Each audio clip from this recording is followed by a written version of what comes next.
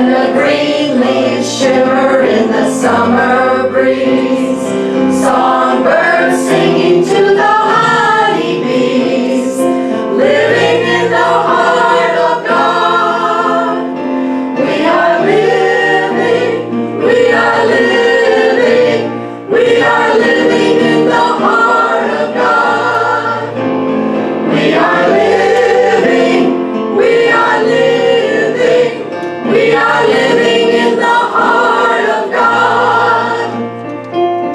After the dazzle of day is done, the moon makes love to the setting sun. The stars come twinkling one by one, living in the heart of God. We are living, we are living, we are living in the heart of God. We are living, we are living, we are living in the heart of God. We are living in the heart of God. We are living in the heart of God.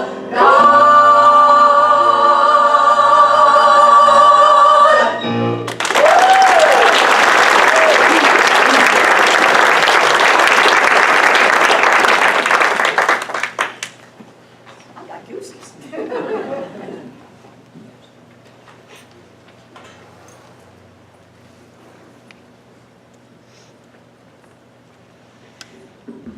Good morning. And welcome to our Volunteer Recognition Sunday. For those of you that I may not have met, my name is Angela. I have the pleasure of serving here as the volunteer coordinator. And we are taking a look back at 2015 and reflecting on some of the accomplishments and just thanking our volunteers. Once a year, we try to say thank you for all that our volunteers do throughout the church. The volunteers at this church really keep it running.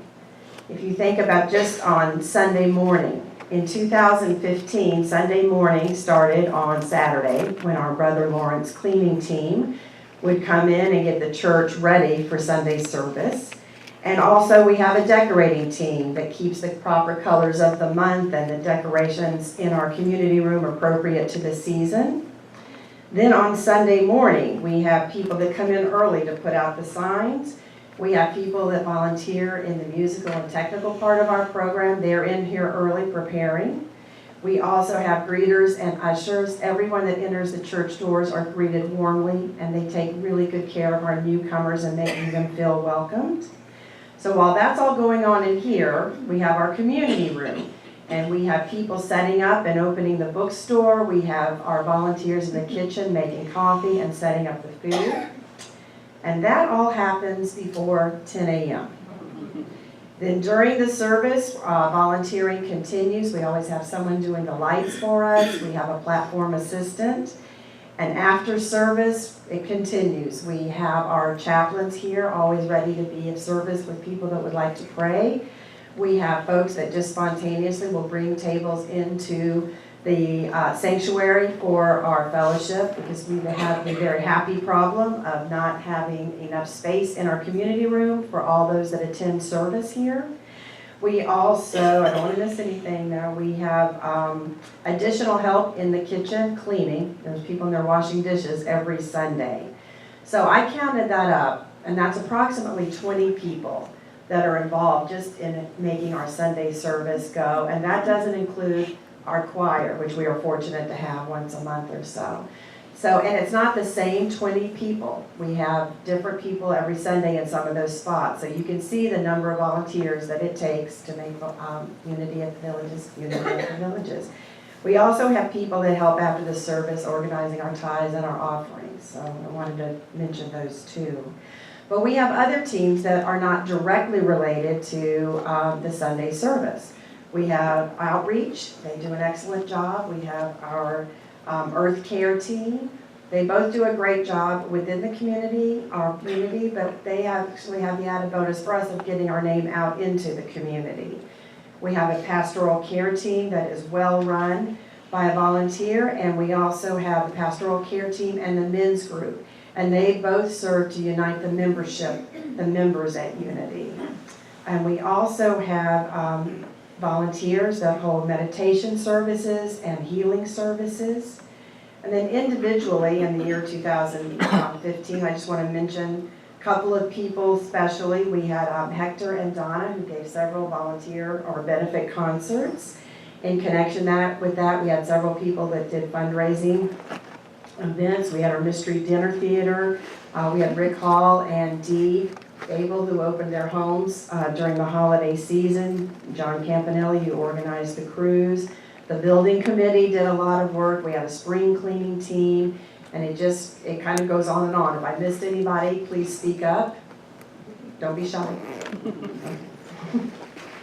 And so I just want to point all of that out, because I think that so much of that it becomes part of our regular church experience, that is not until we stop and really think that this is all because of volunteer involvement. And it's truly amazing when we really stop and look at each individual component. This morning, I have invited 3 of our volunteers to share some of their experiences as Unity volunteers. And our first speaker will be Mary Ellen Taylor.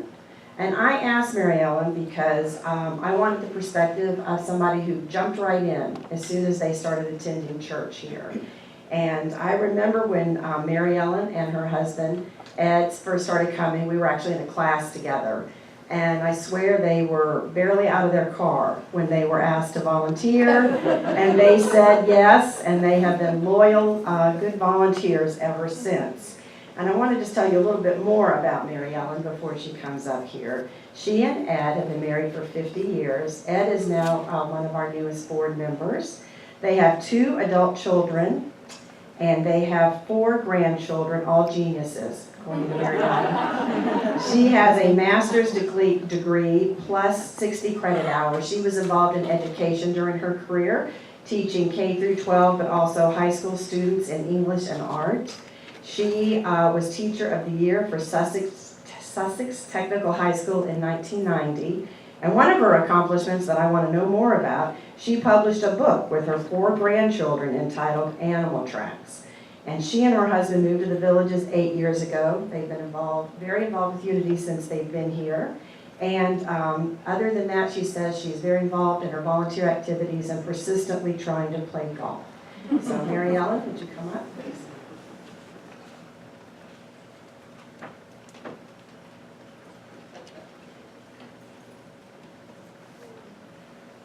Thank you, Angela, and good morning to everyone. When Angela asked me to say a few words today, I was a bit taken aback. I'm really relatively new here. Then I got it. Of course, why not me? Or why not anyone else here in this loving community that we call Unity? Throughout my life, I've been a joiner. When I was in high school, my parents asked me one time if I was trying to set a record for being in the most clubs.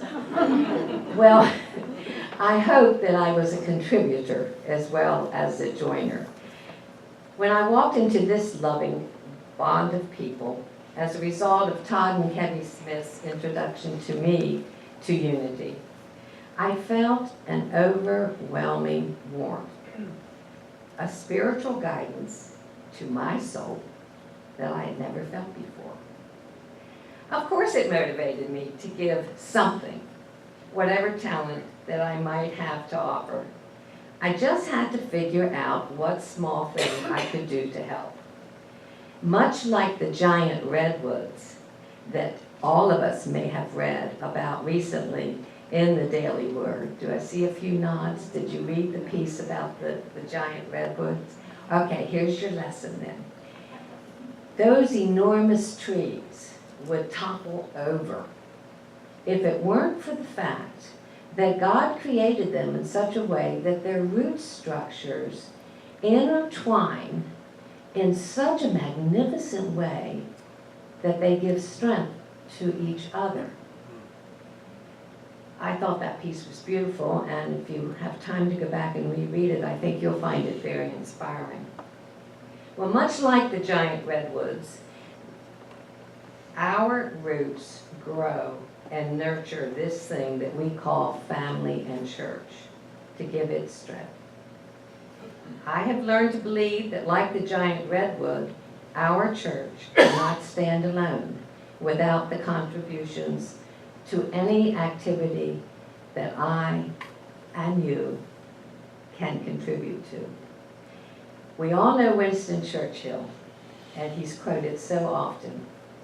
But he said, you make a living by what you get. You make a life by what you give. And guess what? I've been the receiver of great gifts from my small contributions to Unity of the Villages. I've gotten to know amazing people in this group that we call Unity. And therein lies my prosperity.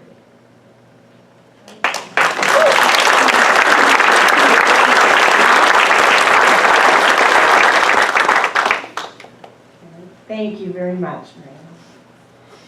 Next up is Howie Weston. Most of you know Howie, but there might be a few that don't, so much to his chagrin, I'm going to give you a little of his background. When I called and asked Howie to speak, my reason for asking him is he's been, if you add all the years up that he's been teaching, it's about 90. So I said, okay, I'd like to get the perspective of a long-term volunteer. So when I asked Howie if he would speak about volunteering and long-term, he said, I can't guarantee what I'll talk about. I will just be led to talk, and that's what it'll be. And I said, well, if you could work in volunteering just a little bit, that would be good. He said he would do his best, but he is spirit-led. And by his own words, he's a bit of a maverick. I'm just going to give you a couple of points of his past, and then he will be up here. He was admitted and now retired from the Ohio and the Florida Bar Association. He has formerly been a Lutheran pastor, a Presbyterian minister, and he has taught historical Jesus for the past 60 years and Course in Miracles for 30. He began playing the violin at age 6 and has played in several orchestras and now plays with Bach with a beat. And I invite Howie to come up and share with us.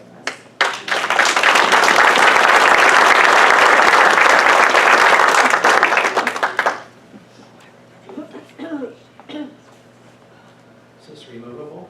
Yeah. Pull it right out. Ooh. Success. Hello, am I on? Okay, I guess. I heard a long time ago, eat the mic. So when we get away, we don't speak very loudly.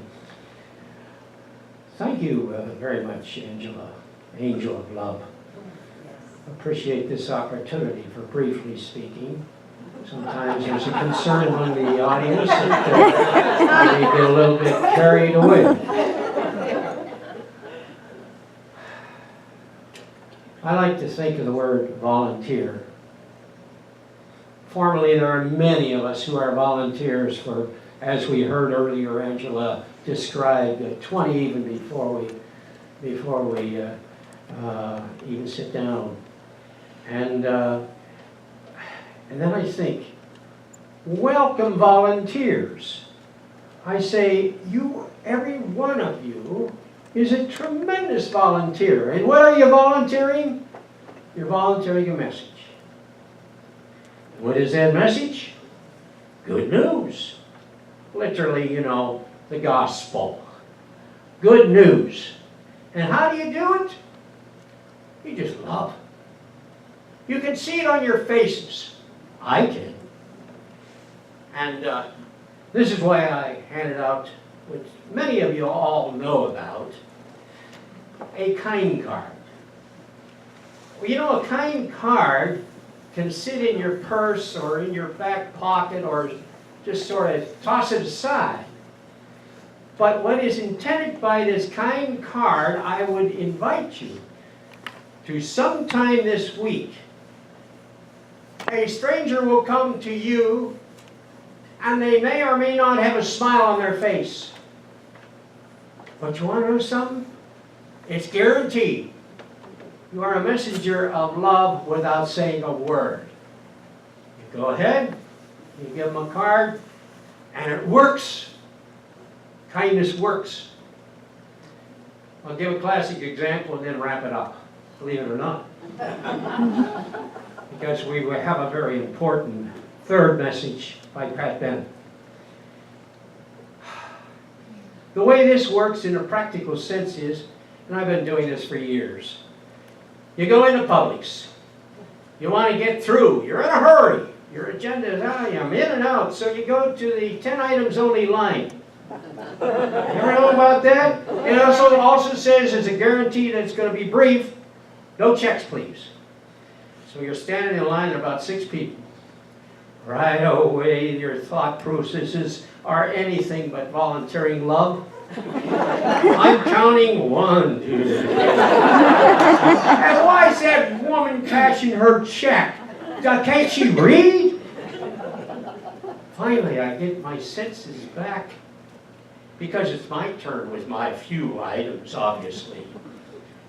All of a sudden, I pull out a card for the cashier who's been working on her or his feet for a long, long time with a smile. They don't need a kind card. I don't know how Publix goes about hiring, but they hire people who are smiling. Anyhow, the bag boy, who's a very young guy, he's probably around 70 years old. And he's sort of sad. I give him a card too. But I forgot to tell you that behind me somebody was grumbling just as much as I was. And I give him a card too. Needless to say, for at least 30 seconds, we are in love with each other. You see the practical effect of passing out a kind card. So I invite you to do that. The enclosure is regarding the word voluntary. I like to think a volunteer is one and the same as an amateur. And you know, the meaning of an amateur is a love to be doing what he or she is doing. Obviously, I've been a professional in earning a fee and doing all that stuff. But to be able to be free enough not to worry about a paycheck, to be able to be just as you are, as God has created you, to be able to give a message, if you don't even say a word, you just love, you just hug. This congregation, you're a bunch of huggers and lovers. You know what it is to be loving. That's the reason why people come. And thank you so much, Marge, for your willingness to delegate to all the committees. I think under your administrative leadership, we have excelled as a congregation.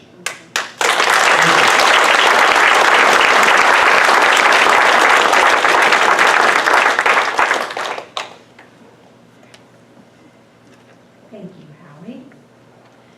And next up, as Howie mentioned, is Pat Bennett. And I invited Pat because, for those of you that may not know, Pat worked in our church office for 40 hours a week, every week, as a volunteer for I don't know how long. And I don't know how long because when I asked Pat how long, she said she didn't know how long. She started, when this church started, with just a few people, and it was a small job at the time, and as the church grew, her job grew. So for at least for the last few years, she was a 40-hour-a-week volunteer. And then a year or so ago, she decided it was time to retire, and she did. Everyone has their own definition of retirement. Pat is retiring right now and relaxing by being president of the board. And I would like to tell you a little bit more about Pat before she comes up. But first, I just want to let you know that when Pat finishes, we're going to have a lovely song with some messages about volunteering that'll be playing on the screen. And while that is happening, the ushers are going to be passing out bookmarks that just is a small token of our appreciation, but we hope when you see it, when you're reading, you'll remember that you are very much appreciated here at UOTV. So, a little bit about Pat, let's see. Well, she and her husband moved from Detroit, Michigan in 2005. She retired from the state of Michigan after 35 years of service. You can kind of see she's a stick-to-it gal. And she started as a typist and retired as a department administrator. Is that Pat? And she has 2 children, 2 grandchildren, 2 great-grandchildren, and to fill the empty nest, they have Dory the dog and Ollie the cat now living in their home.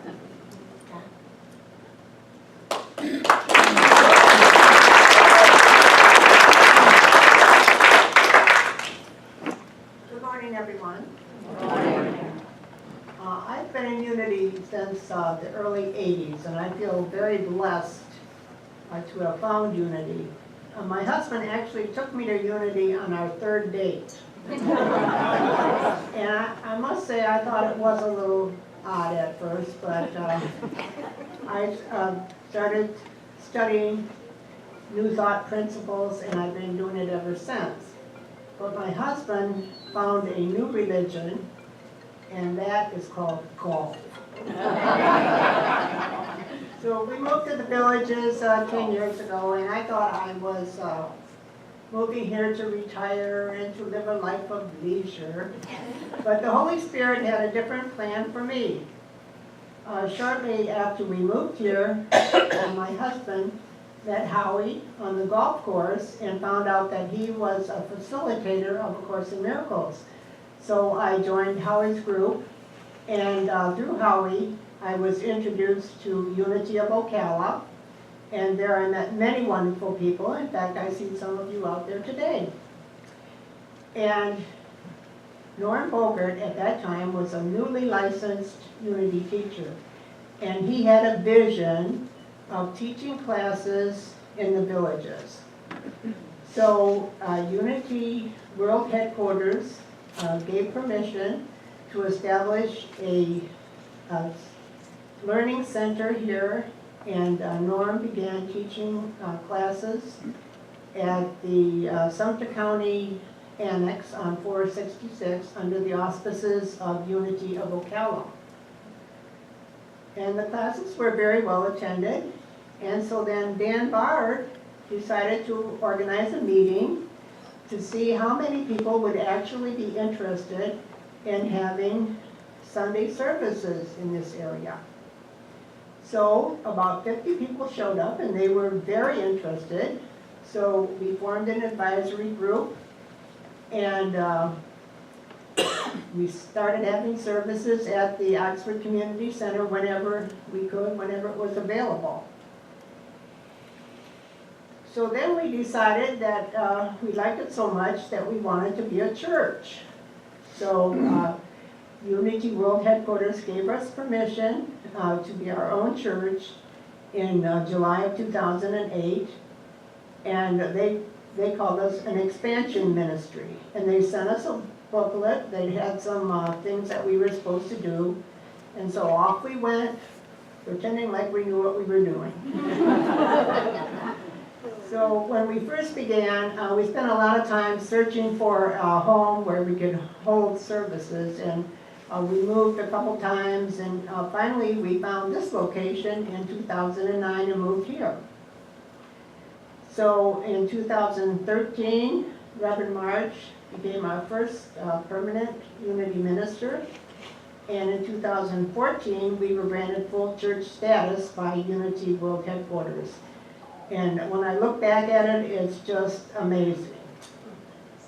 And one of my favorite practices from the Course in Miracles is to ask the Holy Spirit every day, what should I do, where should I go, what should I say, and to whom? And so I feel that, that I was called to use my talents and skills to give meaningful service to this church as part of my spiritual journey. And in return, I feel that I've been transformed and fulfilled. And I am so grateful to Unity and the opportunity that I've had to study the truth principles. And I wish everyone in the world could have this opportunity. And I would like to see a unity church everywhere I look, just sort of like the Baptist churches here.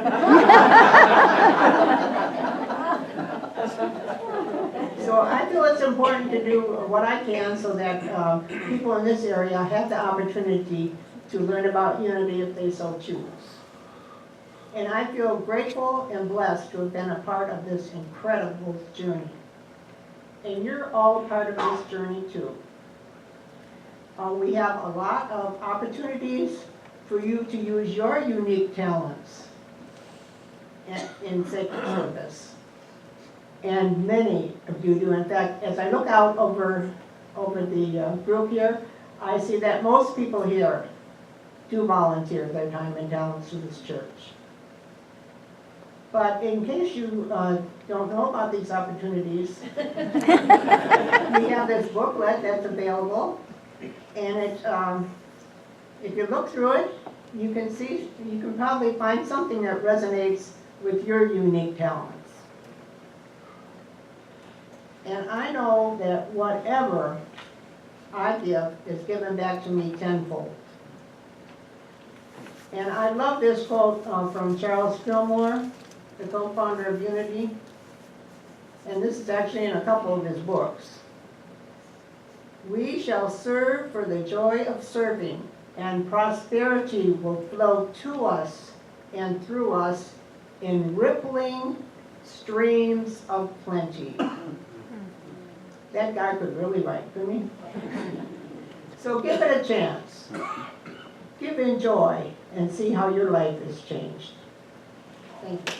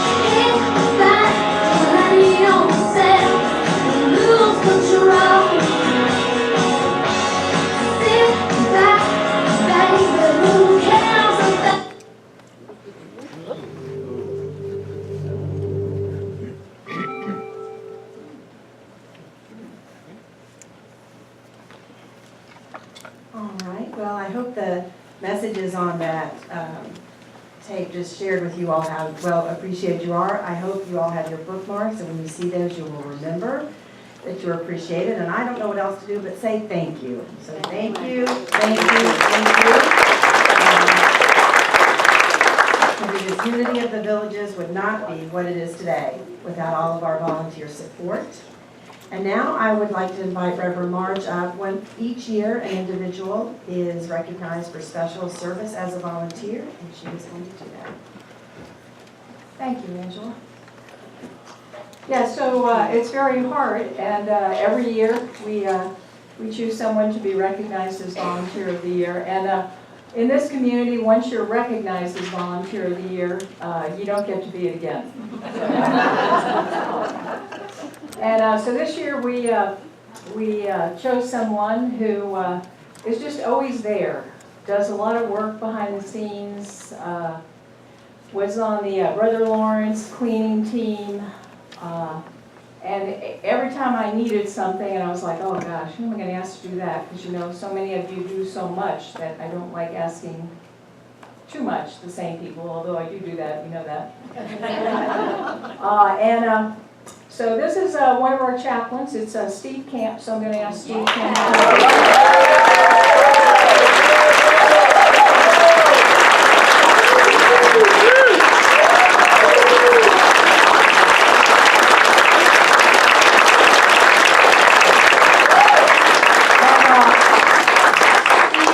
He took a lot of time this year. He wrote prayers, and we all know from the emails we get from Steve that he really takes his time and he's very thorough. He wrote the 40-day prayer when we were raising consciousness for our Grow in Unity. He then wrote another 21-day process. He got the kind of the committee moving with, what is that called again? When they get money. Crowdfunding, yeah. He had this crowdfunding idea, so we have some work that we've done around that. And he was just like there when I needed him. One time somebody who really doesn't attend here very often, maybe just a couple times a year, had somebody, a relative down in Tampa that she just felt like she needed to see. And God bless Steve. Steve was willing to just cancel his day, take her down there, do what needed to be done. And other times when I've asked him to do things, he's just there. Even if, and I didn't know this, he had to rent a car because Paula was doing something that day. So God bless you, Steve. Yeah. You have